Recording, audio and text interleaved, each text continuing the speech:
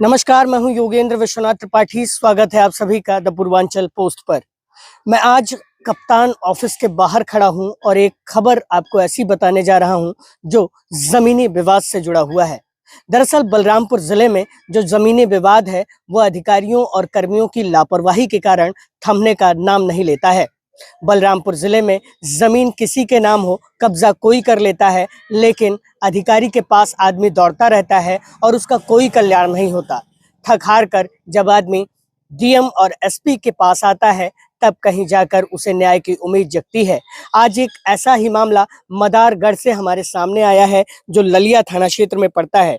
मेरे साथ पीड़ित खड़े हैं और इनसे हम बात करेंगे और वो तमाम बातें जानने की कोशिश करेंगे कि क्या हो रहा है इनके साथ।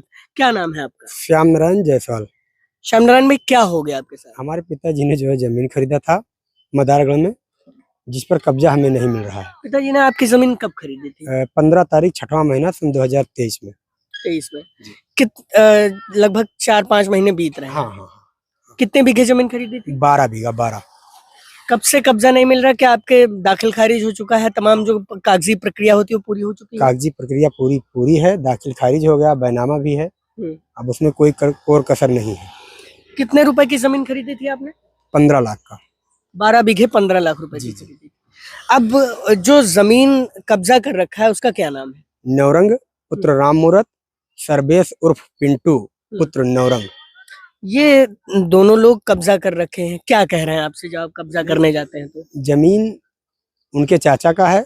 उनके चाचा जो है इन लोगों को दे रखे थे अधिया पर, जो बटैया होता है, बटाईदार बना रखे थे। अब ये लोग जमीन छोड़ नहीं रहे हैं।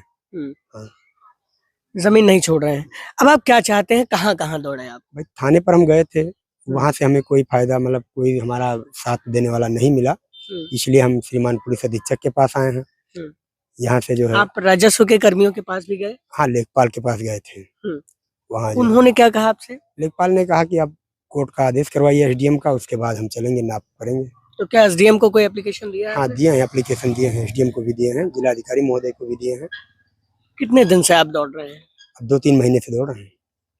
कोई कार्रवाई तब से लेके अब तक नहीं हुई? कोई कुछ नहीं हुआ। अब क्या चाहते हैं आप? अब चाहते हैं कि हमारा जमीन हमें मिले। जो भूमाफिया लोग हैं, जो जमीन पर अवैध कब्जा किए हुए, इनसे प्रशासन जमीन हमें दिलवाए। आप जो है जब राजस्व के अधिकारियों से मिलते हैं, पुलिस के अधिकारियों से मिलते हैं, तो वो क्या कहते हैं? पार्टी को बुलवाते हैं कि नहीं बुलवाते? नहीं, थाने पर तो आज 3-4 दिन से यही हो रहा है। जो हमारे हल्के के सिपाही हैं वो कह रहे हैं कि बुलवा रहे हैं, लेकिन वो आता नहीं। इतना दबंग है कि वो थाने पर आता नहीं।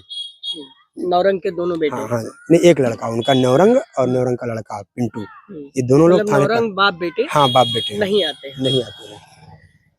तो ये कहानी है। मुख्यमंत्री योगी आदित्यनाथ लगातार इस बात को कहते नजर आते हैं कि अगर कहीं पे जमीनी विवाद है तो उसे जल्द से जल्द सुलझाया जाए, जिससे आम जनमानस को किसी तरह की कोई दिक्कत ना हो। लेकिन यहाँ पर जो अधिकारी हैं, जो कर्मी हैं, वो लगातार इन मामलों की अनदेखी करते हैं। फिर जब कोई बड़ा मामला घटित हो जाता है तब सिर पर हाथ धरकर सोचने के लिए बैठते हैं।